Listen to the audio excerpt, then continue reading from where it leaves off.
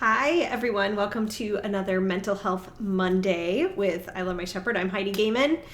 Today, we're going to start our new series on emotions. And like I joked around on my personal Facebook page, who doesn't love talking about emotions? Most of the people I know.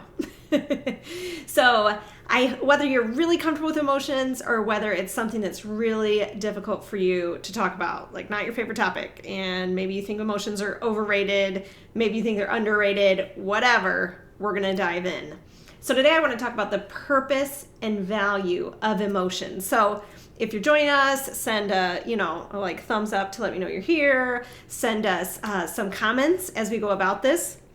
The first question I want to ask you is, what would be missing from the world if we didn't have emotions? What would be missing? Just contemplate that for a second. I think it's kind of the heart of making peace with this existence of this thing we call emotions.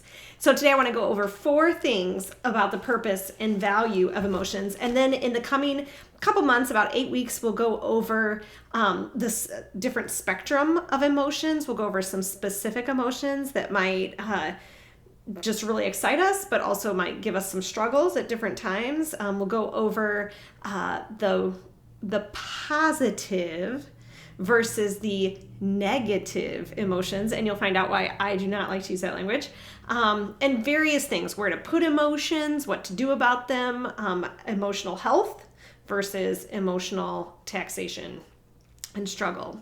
So let's get started today with purpose and value. First of all, purpose, information. This is really important, especially because I notice that people who don't love emotions, who kind of struggle with the idea of emotions and would rather like push them over here, really like knowledge. And we think they're pitted against each other, honestly. Like we think it's knowledge and logic over here, and then emotions over here. We believe we can control knowledge and logic. We believe we cannot control emotions. And I really want us to get on this place in the next couple of months of understanding how that's all kind of like woven together, as well as like kind of meshed together in a big ball of yarn that's got different places and spaces and is wrapping and all that good stuff.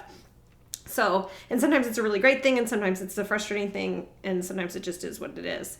But logic and knowledge tend to be over here, and emotion tend to be over here. They demand, and in fact, in the purpose of emotion and the value of emotion, are integrated. They do not exist one without the other, which is really funny because I'm kind of a Star Trek geek, and so I'm just going to throw all my geekiness out there right now. We have in Star Trek, we have like the Vulcans, who are like the knowledge-based people, and they, believe that like getting rid of the emotion is a better way to live. And that's like the entire context of their culture. And it's funny because I think on the show sometimes it's presented as also like, well, clearly we would evolve more toward that and away from emotion. Although Star Trek also has different emotion-based cultures, or more empathetic cultures is what we call it. Especially like Deanna Troy's culture. It starts with a B. It's not Byzantine, obviously, but something like that, where emotions have value and they are important. But at the same time, I think we start to create a kind of a hierarchy, even in our weird Star Trek worlds, against emotion. So again, what is the value of that? They both, again, like I said, cannot exist one without the other. Let me explain a little bit. I've been reading a book, How Emotions Are Made, and it's just one of many emotion theories. And we're going to talk about that in 2 weeks' time, emotion theories and all the stuff we know about our brains and all the stuff we don't know about our brains. However, I think if we can understand emotions as informants, we'll see how they're not separate from knowledge. So one thing that happens is we're bombarded by stuff all day long. Like crazy, right? I mean, like right now outside my window, there's like a squirrel and there's some sunlight, and like my washer and dryer is having some steam come up. My heat just kicked on. I'm talking to you. I'm paying attention. Who's involved? Does someone have a comment? Whatever. what am I even talking about? Here's my notebook. Should I look down? We're bombarded by all kinds of things. And so we have to take that information in. That is not separated from our emotional systems at all. So in order to take the information in, I have to have a way to process it. And that is, I process information, new stuff, by way of arousal in particular. Like, am I, is this something that I'm very interested, engaged in? By the way, that's a feeling, right? Interest, curiosity, and engagement. Or is it something I'm not interested in that I want to sort out and push this way, throw out so I can take in some different information? It makes it really confusing, but that basic idea of arousal is in fact a feeling and is associated with our emotions. So we wouldn't be able to take in information and sort all this stuff coming into our sensory systems, including just basic, today it's going to be 63 degrees, or how does my car work, or reading my Bible. Any of that would not be able to happen without some basic arousal. So that's one purpose of our emotions that's really important. Also, the basic idea of emotions at their very basic are pleasant versus unpleasant. A feeling, like an internal communication of brain type things, which I said we'll get into eventually, of this is something I like and I'm interested in, something I don't like and I'm not interested in.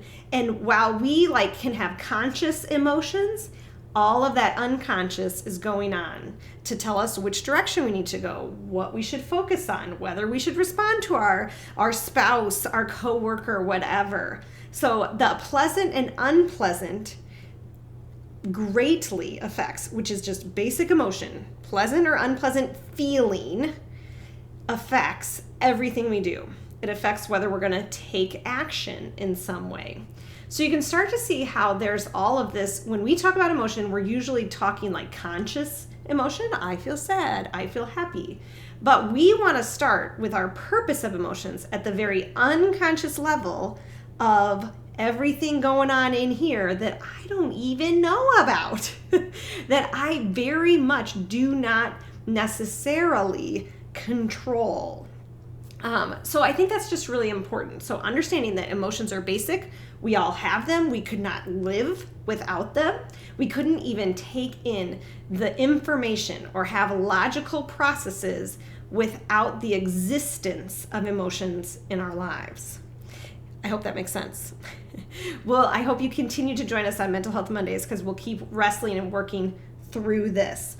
Another thing is we would miss depth.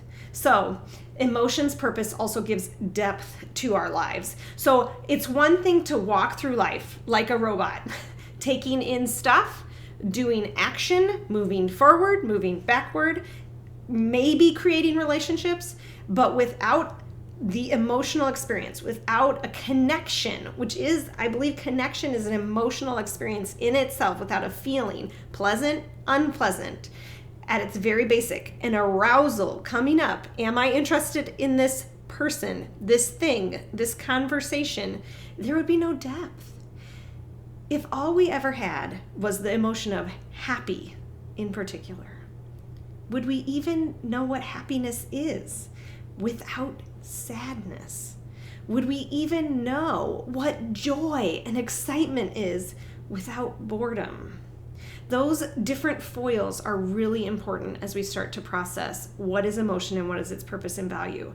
But consider what would be missing in life without the depth of feeling something. Which brings us to our third thing, which is connection. Connection is so important. It's this huge gift from God.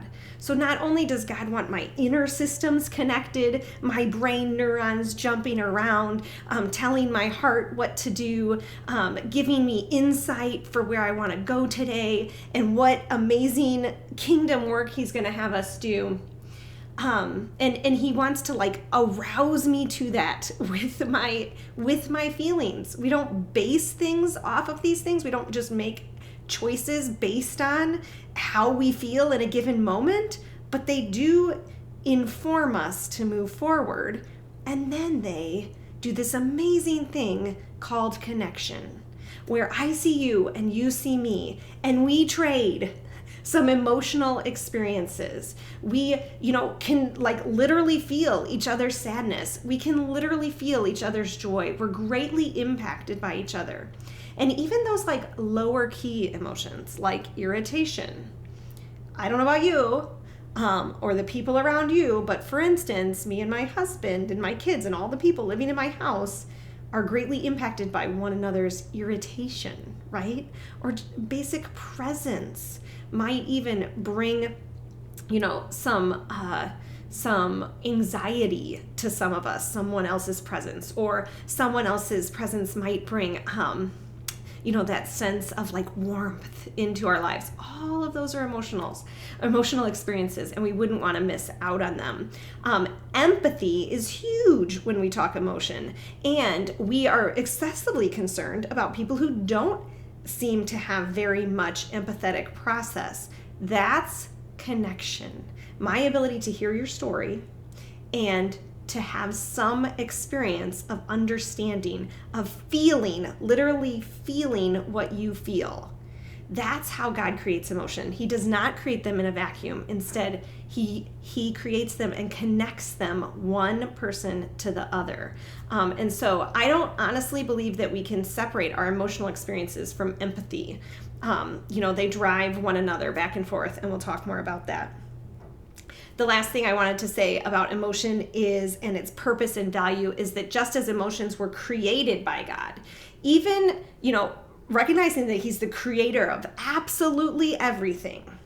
And while we don't believe that he has anything to do with sin, and so one reason we have a hard time with negative emotions, anger in particular, sadness even, is because, so often we associate those things with sin. But that's on us. I really, really believe that God created us with the ability to have this wide range of emotions without sin. And in particular, knowing that sin was going to come in. We were going to need a way to process things in our life. And that would include fear, sadness, anxiety, anger. They all have their purposes, and we're going to talk about them in the coming weeks. We have options. We can push aside emotion, push down emotion, or notice emotion. Those are our three options. And, I think that's enough information for today, and we'll talk about those three things in the week to come when we talk about emotional well-being and emotional wellness in particular. But I think our knowledge that God creates, but that he also sustains, and then he does the coolest thing. He redeems and restores is going to be really impactful for our experience with our emotions and where we go with them in the coming weeks. Thanks for joining me. Throw up any questions or comments that you have, especially about emotions, and we'll try to tackle them in the coming weeks. I'll see you next time.